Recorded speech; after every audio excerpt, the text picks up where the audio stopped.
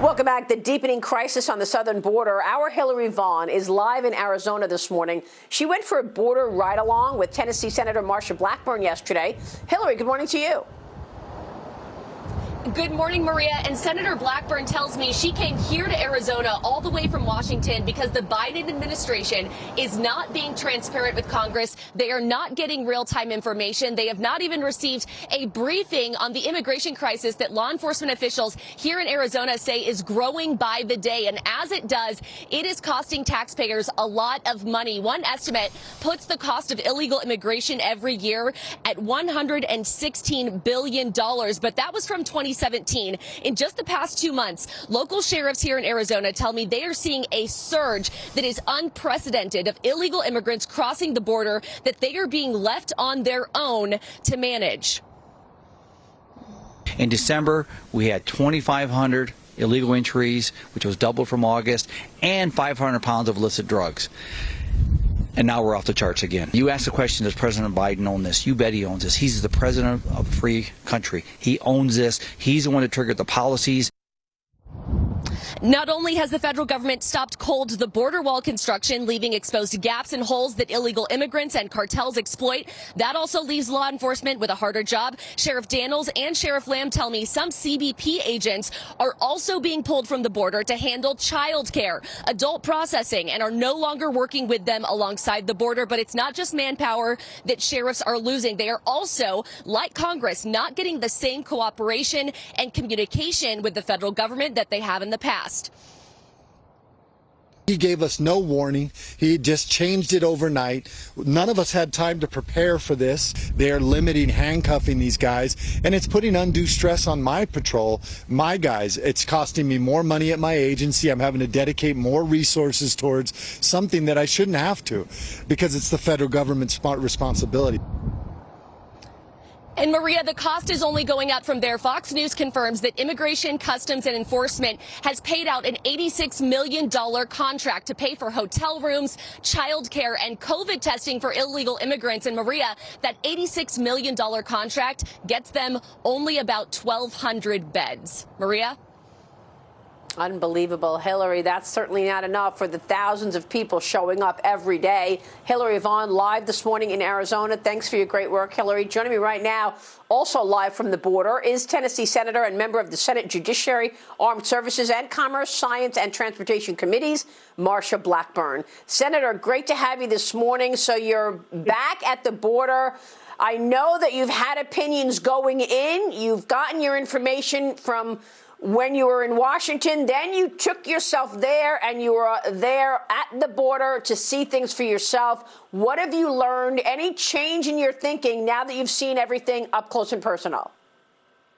Maria, there are a couple of things, and we were so pleased to have Hillary with us to tour the border, and I know she's doing more today. Here is what we have learned. The cartels have become very sophisticated, and what they are doing is now issuing clothing for these migrants they're bringing across. Everybody is paying a price. If you're going through this cartel's territory, and the cartels are basically in charge of everything south of the U.S. border. You don't come through unless you have the identifiers, the clothing, the bracelet, have paid or are going to work out your wages once you hit the U.S. and pay this $3,500 or $6,000, whatever it is. Now, in Arizona, the cartel that is the Sinaloa cartel, which is El Chapo's cartel. Now, that is what is running the Arizona border. 50% of our nation's drugs that are being found on our city streets are coming through Arizona. And as Sheriff Lamb and Sheriff Daniels said yesterday, people pass through their communities and they're going into other communities. The cartel is working nationwide. Every town's a border town. Every state is a border state. The cost to not only the federal government, but to these local communities, every local community, because of the Biden policies that have been put in place, is growing every single day. This is just extraordinary, Senator. And yet, every day you hear Nancy Pelosi saying, we inherited this from the Trump administration. You hear Secretary Mayorkas say it was inhumane under the Trump administration. They are still blaming Trump. Which is astounding. You know, when we went to the border wall yesterday, you can see where the gaps are, the holes are. You can see the equipment and the stanchions, the portions of the border wall that are there, that the Biden administration has said, halt, don't put it up.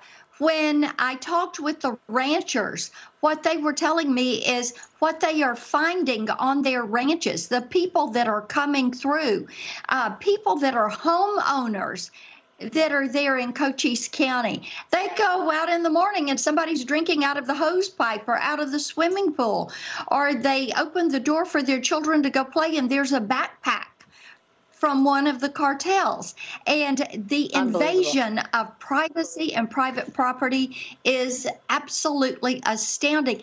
And the cartels are very vicious. They are running surveillance on our. Yeah. You know, Senator, I went to the border and I took the show there in April of 2019, and I did see unaccompanied minors, and I did hear the stories from the border agents that they were basically being used as nurses. They had to deal with sick people coming over the border. I'm wondering how much it has changed. Has it just gotten that much worse, that the numbers are that much worse, or are we dealing with a whole new animal, given the fact that there are people on terror watch lists that have been apprehended? You've got COVID, also one of the issues. Let me bring Shawn Duffy in here, former congressman from Wisconsin, with us this morning. Go ahead, Shawn. Thanks. By the way, you're showing your B-roll there of the video that you did a couple years ago with those little girls that you found, which was a remarkable video in a conversation that you had. They didn't have their parents with them. But with Democrats talk about compassionate policy, and as Marsha just mentioned, you have folks coming across the border and they have to go into the U.S. and work and pay back $3,500 to $6,000. It's indentured servitude. But also you have young girls that are molested along the trip to our southern border, but then are sold into the sex trade.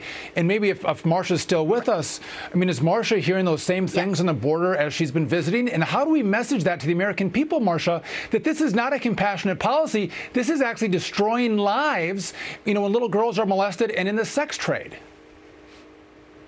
Well, and you're right, Shawn. And as you know, I've been in these detention centers. Every little girl that is 10 years of age and above has to have a pregnancy test when she comes in. This is, as a mother and a grandmother, this just makes me cry. I cannot imagine the loss of opportunity and hope and better life for these children and for these women, because as Shawn said, it is indentured servitude. They've got to work out this fee. They're being sold. This is a humanitarian issue. It is human trafficking, sex trafficking. And Maria, one of the things as we walked out through some of these trails that the migrants are traveling, the devastation to the environment. Where are the environmentalists? When you go along the border wall and you see how they're going to try to use these roads, the cartels are trying to use these. When they've stopped the construction and the monsoons are coming and this is all going to wash onto that wall, where are the environmentalists that are saying, let's get in here and let's clean this up so that we don't destroy this beautiful, beautiful scenery and this beautiful environment on our southern border? Yeah. I know, and I know how wide open it is. When I was standing in El Paso, I just looked like what felt like it was across the street. Right there, across a dry river, was Juarez, and it was really simple to get across. This issue is going to engulf the entire agenda for the Biden administration. It's just impossible that it doesn't. Senator, we'll be checking back with you. Thanks very much for your reports from the border. Marsha Blackburn joining us this morning. Thank you so much. We'll be right back.